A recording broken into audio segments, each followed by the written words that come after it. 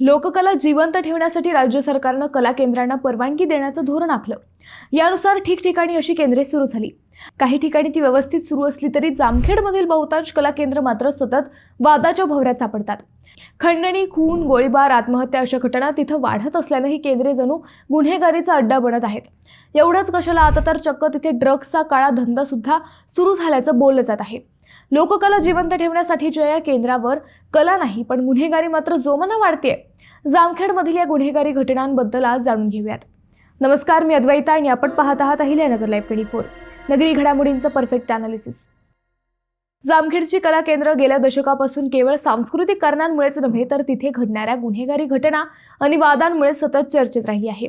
सांस्कृतिक वारसा जपण्याच्या नावाखाली सुरू झालेल्या या केंद्रांमध्ये गुंडगिरी, खंडणी आणि अवैध धंद्यांचं पेव फुटल्याचं चित्र अनेकदा समोर आलं आहे। गेल्या 10 वर्षात हे प्रमाण आणखी वाढत चाललंय। काही दिवसांपूर्वी जामखेडमध्ये पोलिसांनी ड्रग्ज पकडले। आता तिथं अशी चर्चा आहे की ड्रग्सचा कला केंद्रांशी संबंध आहे। त्या दिवशी पकडलं जरी इतर ठिकाणी असलं तरी त्याच्या व्यवहारांचा काही कला केंद्रांशी संबंध असतो। असं सांगतात की कला केंद्रांवर बाहेरून आणलेली काही कलाकार आणि तिथे येणारे ग्राहक यांच्यासाठी चोरट्या मार्गानं हे ड्रग्ज तिथे आणली जातात। पोलिसांनी त्या दृष्टीने तपास केला तर नक्कीच याचा उलगडा होईल, असं जामखेडमधील सामाजिक क्षेत्रातील लोकांना वाटतंय। तसं असेल तरी इथल्या गुन्हेगारीचं ते मूळ आहे असंच म्हणावं लागेल, कारण अशा नशेबाजीतूनच एवढे गंभीर गुन्हे तिथे घडत असावेत। अलीकडे जामखेडची आणि तेथील कला केंद्रांशी संबंधित गुन्हेगारी वाढताना दिसते। गुन्हेगारीसाठी बीड जिल्हा बदनाम झालाय। याच बीड जिल्ह्याला लागून असलेल्या जामखेडमध्ये येऊन गुन्हे करणारे बहुतांश आरोपी बीडचे असतात, हेही अनेकदा उघड झालंय। टोळी युद्ध आणि सशस्त्र हल्ल्यांच्या घटना जामखेडमध्ये अनेक कला केंद्रांवर घडल्या आहेत। ही कला केंद्रे अनेकदा स्थानिक आणि बाहेरील गुंडांच्या संघर्षाचा केंद्रबिंदू ठरली आहे। त्यावरून गोळीबार, खून, मारामाऱ्या तिथं घडल्या आहेत। ऑक्टोबर 2025 मध्ये मोहा येथील एका कला केंद्रावर 17 ते 20 जणांच्या टोळीनं तलवारी, कोयते आणि दांडक्यांसह हल्ला केला होता। तोंडाला रुमाल बांधून आलेल्या या टोळीने नृत्यांगणांवर अश्लील टिप्पणी केली, कला केंद्रात तोडफोड केली होती। अर्थात इतरही ठिकाणी अशा घटना सतत घडतात। काही जागेवरच मिटवून घेतलेल्या तर मोजक्याच पोलिसांपर्यंत येतात असाही अनुभव आहे। अनेक वेळा राजकीय किंवा स्थानिक टोळ्यांमधील वर्चस्वाच्या लढाईतून कला केंद्रांमध्ये राडे झाले आहेत। सीसीटीव्हीमध्ये कैद झालेल्या अशा अनेक घटनांमधून गुन्हेगारांचं धाडस स्पष्टपणे दिसून आलं आहे। कला केंद्र चालकांकडून मोठ्या रकमेची खंडणी मागण्याचे प्रकार जामखेडमध्ये वारंवार घडतात। गुन्हेगारी टोळ्यांकडून कला केंद्र चालकांना लाखोंचा हप्ता मागितला जातो, तो दिला नाही तर मारहाण आणि तोडफोड केली जाते। एवढेच नव्हे तर स्टेजवर घुसून कलाकारांना मारहाण करणे, साहित्यांची तोडफोड करणे आणि धमके देणे हे नित्याचे प्रकार झाले आहेत। यासाठी अनेक केंद्र चालकांनी बाउन्सर ठेवलेत, त्यातून आणखी नवे प्रश्न निर्माण झालेत।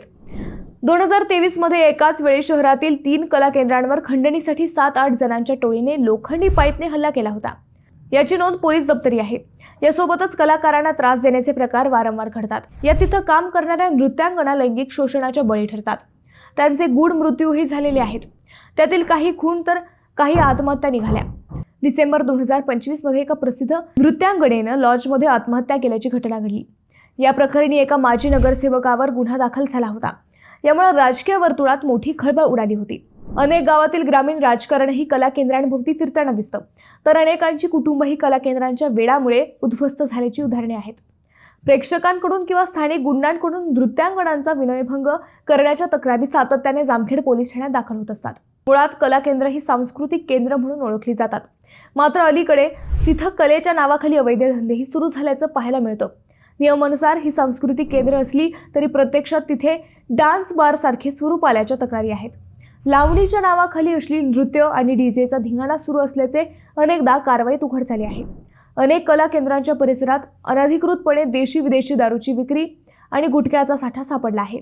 पोलीस छाप्यांमध्ये अनेकदा लाखो रुपयांचा मुद्देमाल जप्त करण्यात आला आहे। त्याही पुढे जाऊन जामखेडमधील कला केंद्रांमधील गुन्हेगारीत गावठी कट्ट्यांचा वापर वाढला आहे। पोलिसांनी 2025 मध्ये केलेल्या एका मोठ्या कारवाईत कला केंद्रांवर दहशत माजवणाऱ्या टोळीकडून गावठी कट्टा आणि जिवंत काळतूसं हस्तगत केली होती। यामुळे ही केंद्र गुन्हेगारांचे सुरक्षित आश्रयस्थान बनत असल्याचं समोर आलं। जामखेडमधील कला केंद्र एका बाजूला रोजगार देत असली तरी दुसऱ्या बाजूला गुन्हेगारीचा अड्डा म्हणून ओळखली जात आहेत। हे गंभीर आहे। या केंद्रांना कलेची जोपासना करण्यासाठी, स्थानिक कलाकारांना वाव देण्यासाठी, त्यांची उपजीविका चालवण्यासाठी किती उपयोग झाला याचा एकदा आढावा घेण्याची गरज आहे। पूर्वी अनेक कलावंत यातून घडले, त्यांनी नाव कमावलं। जिल्ह्याचं नावही मोठं केलं, इतर कलाकारांना प्रोत्साहन दिलं. असं आता घडतंय का? सध्याच्या कला केंद्रातून कोणी असं मोठं होताना दिसतंय का?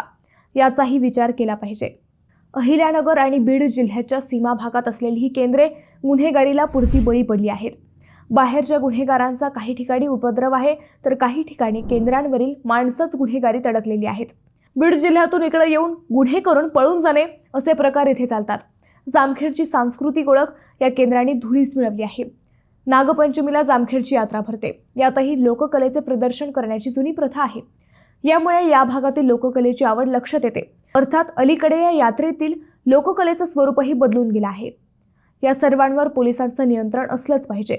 मात्र राजकीय मंडळींचंही यावर लक्ष असणं गरजेचं आहे. या प्रकारच्या गुन्हेगारीत अडकलेल्यांना आपल्या राजकारण्यांनी आश्रय देता कामा नये. मात्र तसं होताना दिसत नाही. टोकाच्या राजकीय संघर्षात गरज म्हणून अनेकदा गुन्हेगारांना पोचण्याचं काम होताना दिसतं. त्यातून गुन्हेगारीला पाठबळ मिळतं.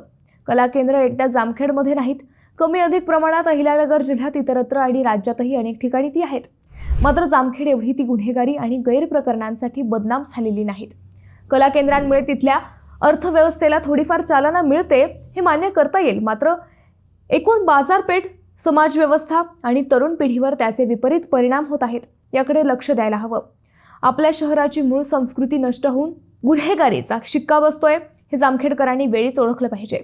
याविरुद्ध आवाज उठवण्याचा पहिला अधिकार आणि कर्तव्यही जामखेडकरांचं आहे.